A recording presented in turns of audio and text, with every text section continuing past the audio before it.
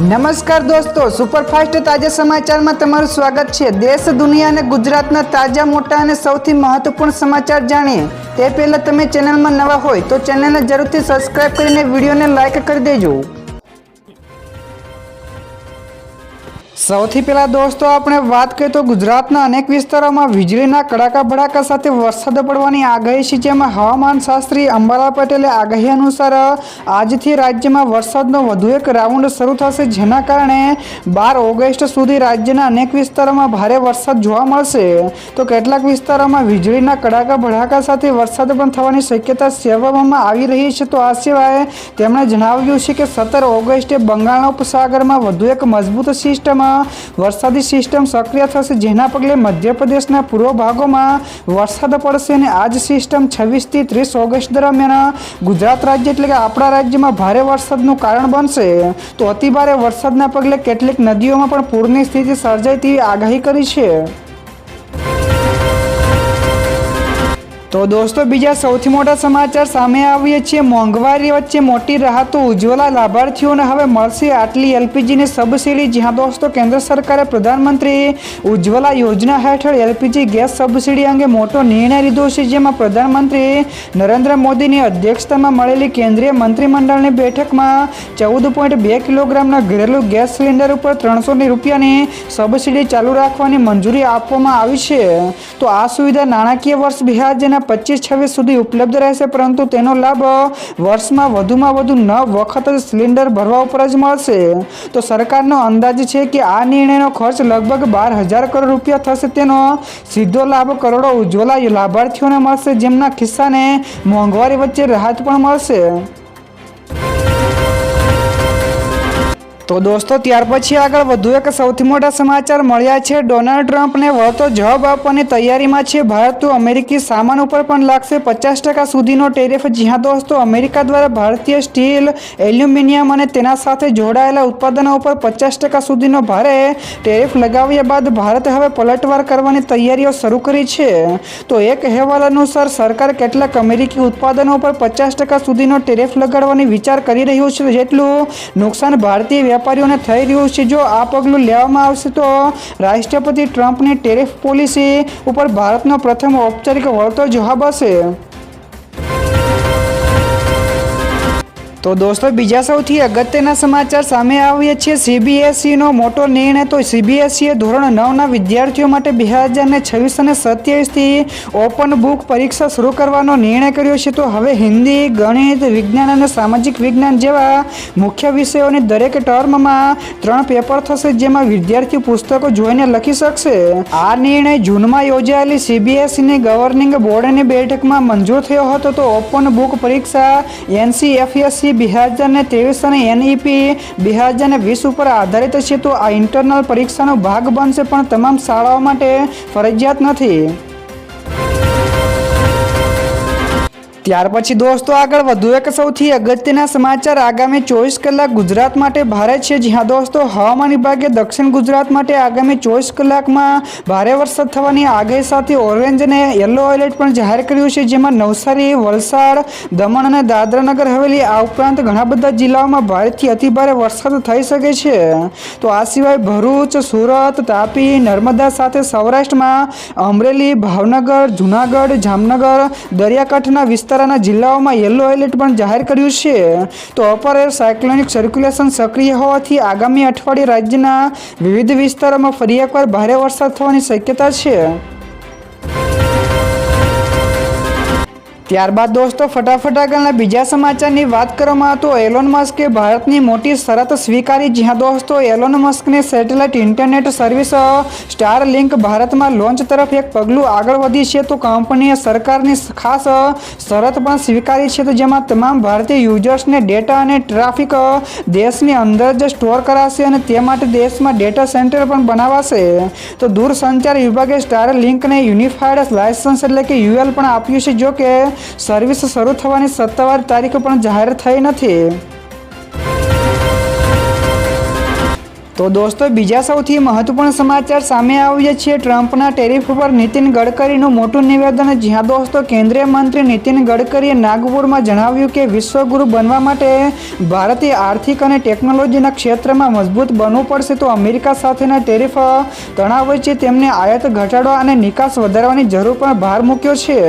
તો આ સિવાય તેમણે વિશેષમાં પણ કહ્યું છે કે જે દેશો દુનિયાને ધમકાવે છે તેઓ આર્થિક રીતે મજબૂત અને ટેકનોલોજી ધરાવે છે, તેથી ભારતે પણ પોતાની શક્તિ વધારવી જોઈએ।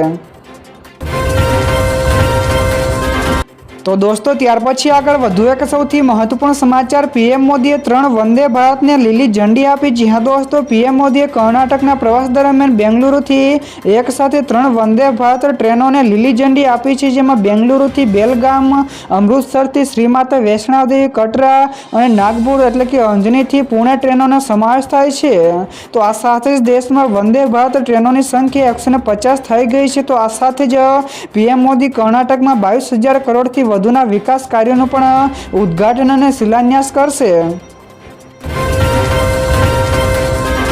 ત્યાર પછી દોસ્તો આ સિવાયના બીજા સમાચારની ઝડપથી વાત કરવામાં આવતું આજે નવું આવકવેરા બિલ રજૂ કરવામાં આવશે। જી હા દોસ્તો, નાણામંત્રી નિર્મલા સીતારમણ આજે સોમવારે લોકસભામાં સિલેક્ટ કમિટી દ્વારા સૂચવવામાં આવેલું આવકવેરાનું બિલ રજૂ કરશે।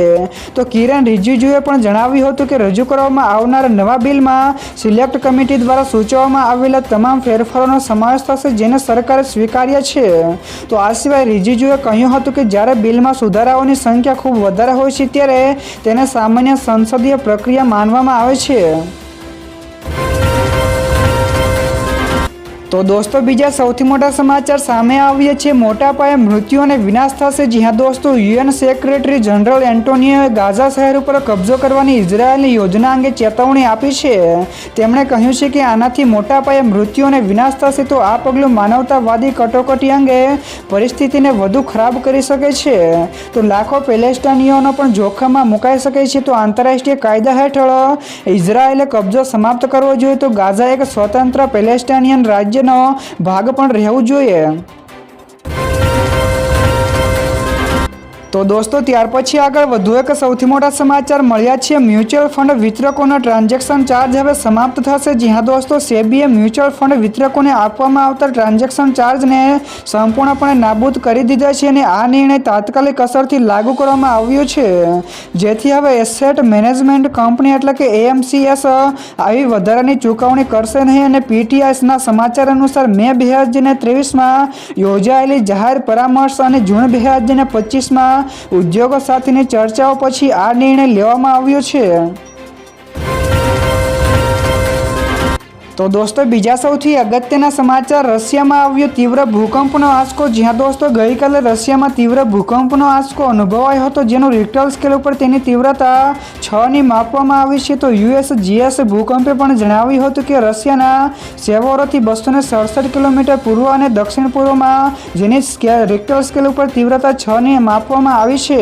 તો ભૂકંપના કારણે હંગામો પણ મચી ગયો હતો અને આ ભૂકંપના કારણે પ્રશાંત મહાસાગરના દરિયાકાંઠાના વિસ્તારોમાં સુનામીની પણ ચેતવણી જારી કરવામાં આવી છે।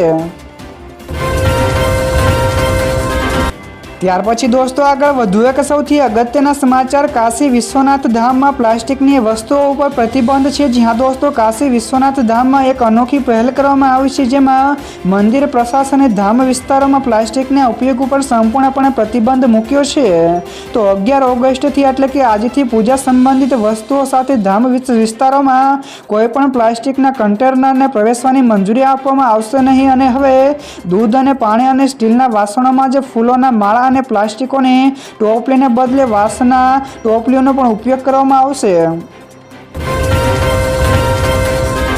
ત્યારબાદ દોસ્તો ફટાફટ આગળના બીજા સમાચારની વાત કરવામાં તો અનિલ અંબાણીની મોટી રાહત। જી હા દોસ્તો, અનિલ અંબાણીએ મોટી રાહત મળી છે। તો સુપ્રીમ કોર્ટે અનિલ અંબાણીની આગેવાની હેઠળની રિલાયન્સ ઇન્ફ્રાસ્ટ્રક્ચરને 2 પેટા કંપનીઓ બીએસઈએસ ના યમુના પાવર લિમિટેડ અને બીએસઈએસ રાજધાની પાવર લિમિટેડને 28,483 કરોડ રૂપિયાના વીજળીના બાકી લેણા વસૂલવાની મંજૂરી આપી છે। તો આદેશમાં પણ કહેવામાં આવ્યું છે કે ઈઆરસીએ એવી પરિસ્થિતિઓનું કડક વલણ અને સંપૂર્ણ ઓડિટ પણ કરાવવું પડશે, જેમાં વિતરણ કંપનીઓ નિયમનકારી સંપત્તિની વસૂલાત વિના કાર્યરત છે।